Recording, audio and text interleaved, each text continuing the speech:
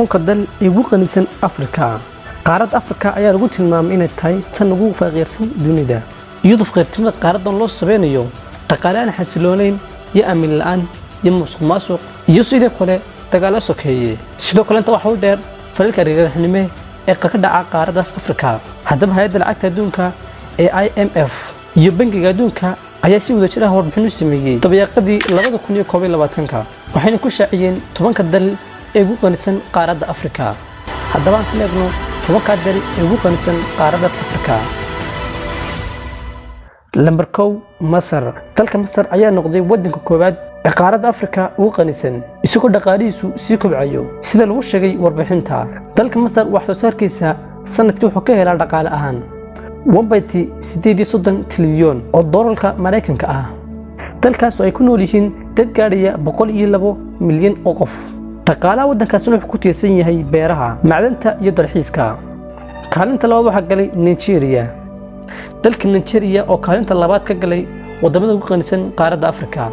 kobaca dhaqaalaha dalkiisa ayaa sanadkii gaadhaya 1.14 trilyan doolar oo Mareykanka ah. dalka Nigeria oo ay ku nool yihiin dad gaadhaya 260.1 milyan, kaasoo ka dhigaya dalka ugu dadka badan qaaraddaas Afrika. dhaqaalaha dalka Nigeria wuxuu ku tiirsan yahay saliidda iyo beeraha. kaalinta saddexaad waxa galay South Africa. dalkan Koonfur Afrika oo ka mid ah wadamada ugu qanisan qaaradda Afrika. kobaca dhaqaalihiisa ayaa sanadkii gaadhaya 861 bilyan oo doolarka Mareykanka ah. dalkan South Africa waxa ku nool dad gaadhaya 59 milyan iyo dheeraad. dhaqaalihiisu wuxuu ku tiirsan yahay macdanta, gaar ahaan dahabka iyo kheyraad kale oo dabiici ah. kaalinta afraad waxa galay Algeria. oo dalka afraad ee ugu qanisan qaaradda Afrika. kobaca dhaqaalihiisu sanadkii wuxuu gaadhaya 532 bilyan oo doolarka Mareykanka ah. dalkaas ay ku nool yihiin dad gaadhaya 44 milyan iyo dheeraad. dhaqaalihiisu wuxuu ku tiirsan yahay saliidda iyo gaaska dabiiciga ah oo uu dhoofiyo dibadda. kaalinta shanaad waxa ku jira Morocco. dalka Morocco wuxuu ku yaalaa waqooyiga qaaradda Afrika, waxaana ku jira kaalinta shanaad ee dalalka ku qanisan qaaradda Afrika. dhaqaalaha dalkiisa ayaa sanadkii gaadhaya 302 bilyan oo doolarka Mareykanka ah. dalkaas ay ku nool yihiin dad gaadhaya 730 milyan iyo dheeraad. dhaqaalaha dalkiisuna wuxuu ku tiirsan yahay beeraha iyo macdanta iyo dalxiiska. kaalinta lixaad waxaa ku jira Ethiopia.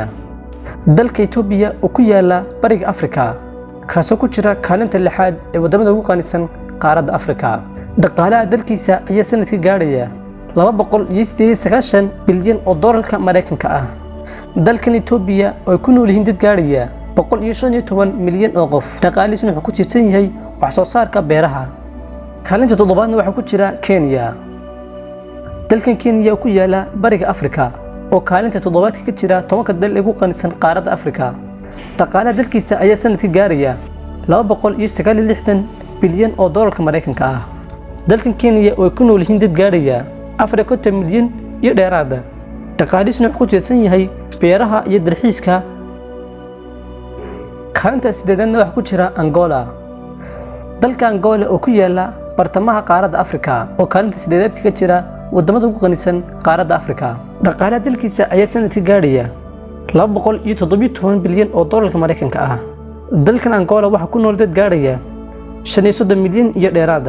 dhaqaalihiisuna wuxuu ku tiirsan yahay shidaalka iyo macdanta. kaalinta sagaalaad waxa ku jira dalka Ghana. dalkan Ghana wuxuu ku yaalaa galbeedka geeska Afrika, waxaana kaalinta sagaalaad ka jira 10 dal ee ugu qanisan qaaraddan Afrika. dhaqaalaha dalkiisa ayaa sanadkii gaadhaya 193 bilyan oo doolarka Mareykanka ah. dalkan Angola waxa ku nool dad gaadhaya 30 milyan iyo dheeraad. dhaqaalihiisuna wuxuu ku tiirsan yahay wax soo saarka warshadaha sida qalabka tiknoolajiyadda iyo gaadiidka. haddaba kaalinta ugu dambeysa waxa ku jira Suudaan, oo caasimadiisuna ay tahay Khartoum.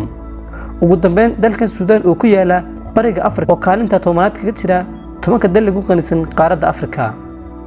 kobaca dhaqaalihiisa ayaa sanadkii gaadhaya 189 bilyan oo doolarka Mareykanka ah. dalka Suudaan waxa ku nool dad gaadhaya 46 milyan iyo dheeraad. dhaqaalihiisuna wuxuu ku tiirsan yahay shidaalka iyo beeraha. warbixintan waxaa lagu sheegay qaaradda Afrika inay leedahay kheyraad aad u badan, kuwaas oo dabiici ah. haddaba dalalkan oo dhan waxa ka hortaagan, haddaba sida sheegayaan wax wadamada oo dhan ka hortaagan kheyraadkooda la soo baxaan dagaalo iyo musuqmaasuq iyo xasilooni darrada siyaasadeed. haddaba arrimahaas oo isbiirsaday ayaa sameeyay in la subixin dhaqaalahooda dalalkaas ugu qanisan qaaradda Afrika. intaas oo dhammaan daawan ugu eegay barnaamijkana waxaan ka soo xigtay BBC. inta ku kulmina barnaamijkana barnaamij lamid waxaan naga tagnaa sidaas. Assalaamu calaykum waraxmatullaahi wabarakaatuh.